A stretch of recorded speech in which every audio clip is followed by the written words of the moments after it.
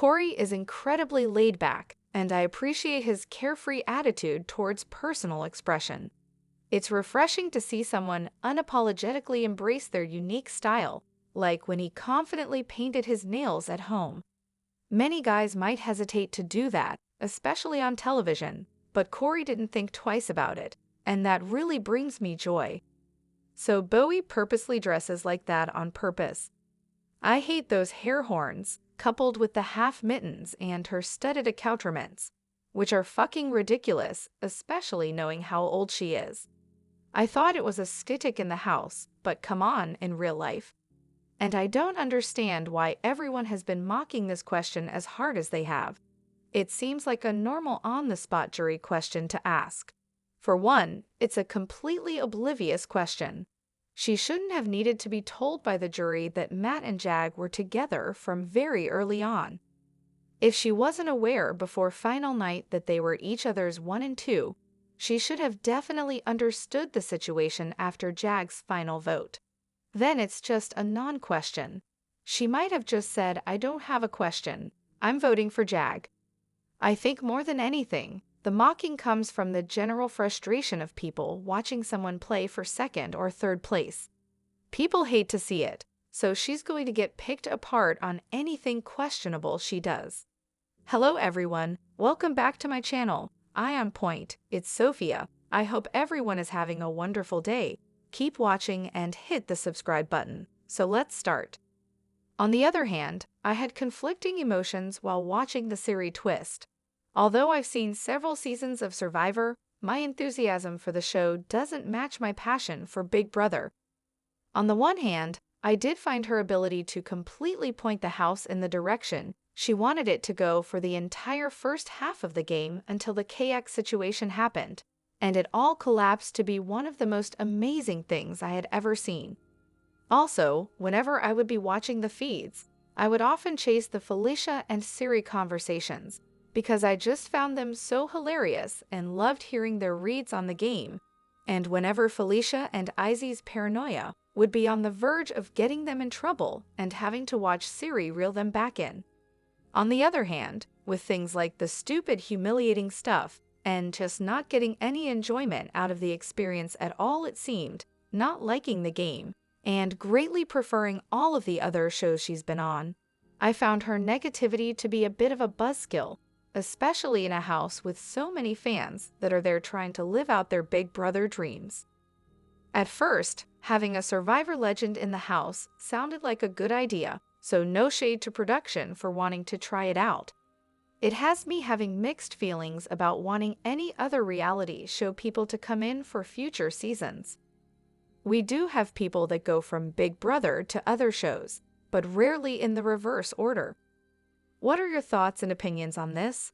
Divided opinions and viewpoints are welcome, but please take your hate elsewhere. And I think the show would be way better with 16 people who refused to play along with all the Big Brother producers' nonsense and just played the game. Also, I never watched this show because I can't stand the cheesy themes, contestants yelling scripted confessionals, stupid traditional inside baseball things like doing dances in the diary room hallway, being forced to spend all your time memorizing stupid, meaningless things that nobody cares about to win challenges.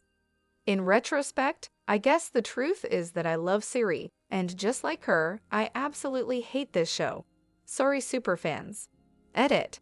I actually watch the feeds because they reflect who the contestants really are as opposed to some character they are trying to be, or being forced to be, on TV. Case in point, Blue. Also, I think Cirie did as well as expected.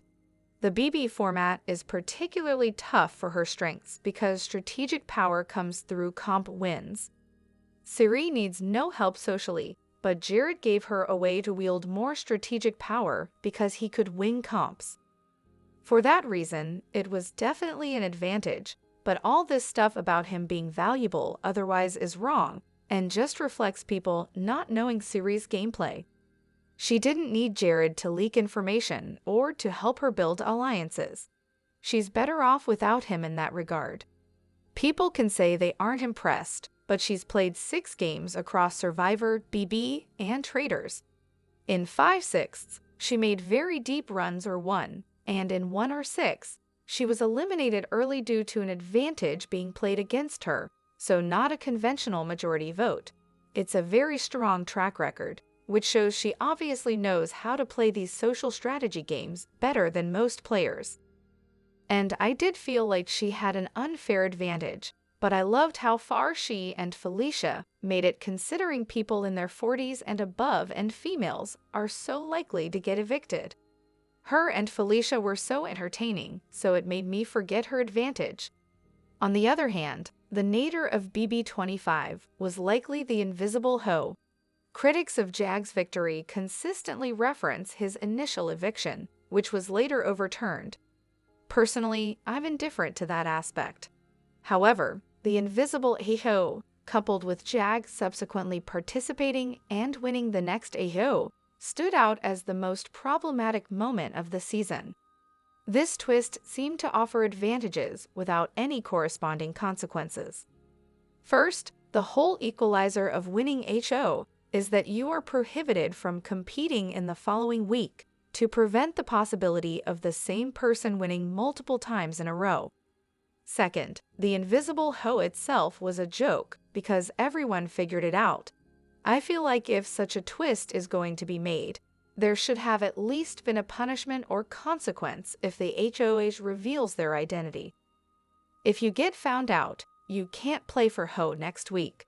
I fixed it right there, and it was weird how Claire had basically the same power over nearly the same number of people in the house, but was required to throw the next hoe.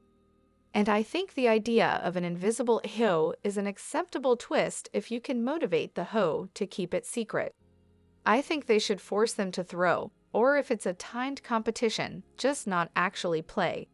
They get the literal AVE score if scores are shown. The actual hoe should be a crapshoot. The invisible hoe was followed by the double veto that forced Jag to make the right move for his own game.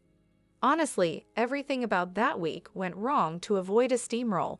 And that's the turning point of the season. If he doesn't compete at F7 and Cirie or America win hoe, then either Matt or Bowie go out, and the game is completely different going forward. And Blue, a good competitor on the other side, sticks around. To me, that's what really ruined the season. It's total bullshit that Claire had to throw it, but Jag didn't. Especially when you consider that the F8 hoe was such a physical comp.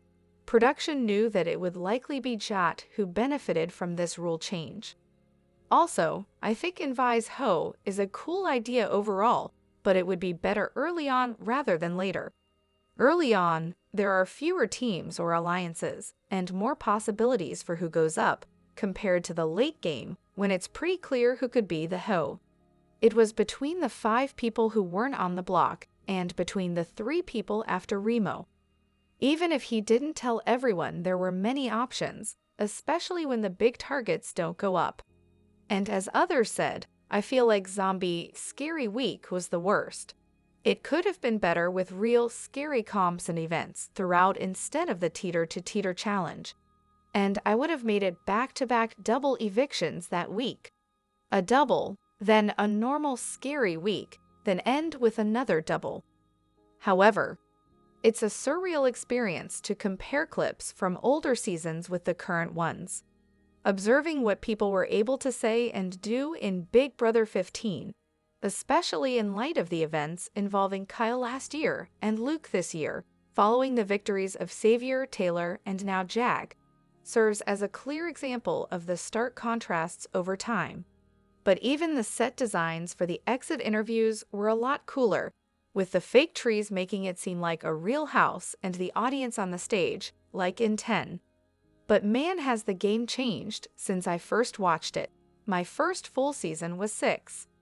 The thing I missed most about older BV is that the confessionals felt way more real and genuine. Now we just get overproduced catchphrases and spoon-fed explanations. There has been a huge change in those over the years, and it is probably to avoid any controversies by having control in that environment.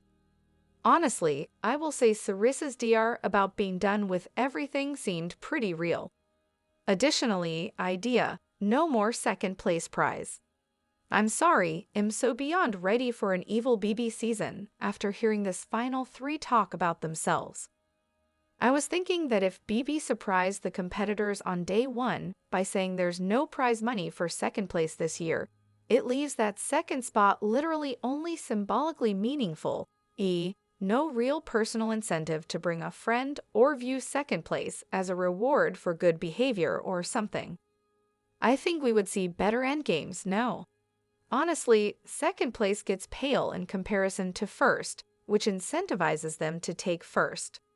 Second prize, nothing to do with it. It is casting. They cast people who either didn't need the money and slash or were there to simply promote themselves. They were quite simply not there to win at all. FBJ is the perfect example of this.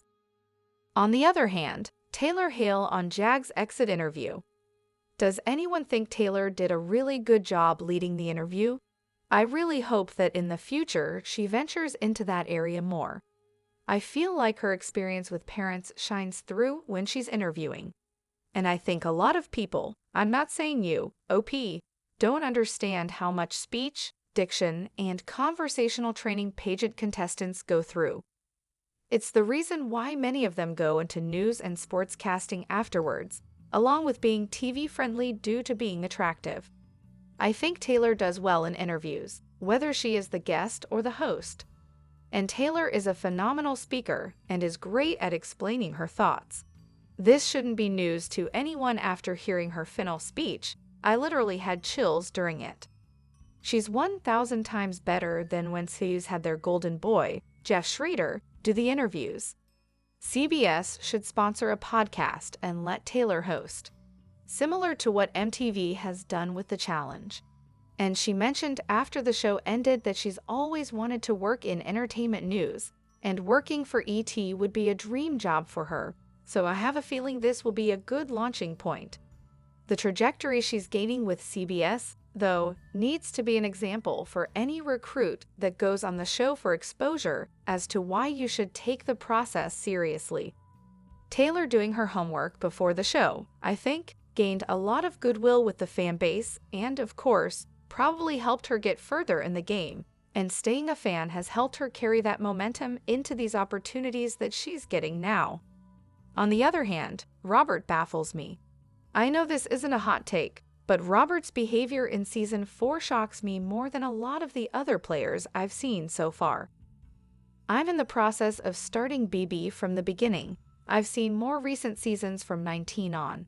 And while I understand this is 20 years ago at this point, it's wild to see the difference in what people were willing to say and do on reality TV. And the juxtaposition of him worshiping his daughter and completely degrading all other women. Is it just a lack of self-awareness? I'd also feel like Allison is widely liked on here, maybe as a villain, and the cruelty in her offhand comments is insane. Much worse than anything Jen said. I just had to get all that out, and no one else I know watches. BB4 had the biggest group of haters ever. It was like an oops. All villain season of Big Brother, despite how trashy it was, I still really enjoyed the season. And Robert was a fucking creep. I couldn't stand him. I don't know how any woman would want to be within 3 feet of him. He was so misogynistic, rude, and bitchy, just an all-around horrible person. I hope he really took a good, long look at the show and realized he needed to change, not only for himself, but for his daughter. As we've seen this season 20 years later, having a young daughter really ups viewers' perception of a player, no matter how they actually are. At last, live feed vs. edited show. I've been seeing a lot of talk about how watching live feeds and the edited show this season was completely different. Since I'm pre-new and about to binge the earlier seasons, it got me thinking about how different the seasons I'm about to watch are compared to the live feeds. What season do you guys think is the most different from watching the episodes versus watching the live feeds of the season?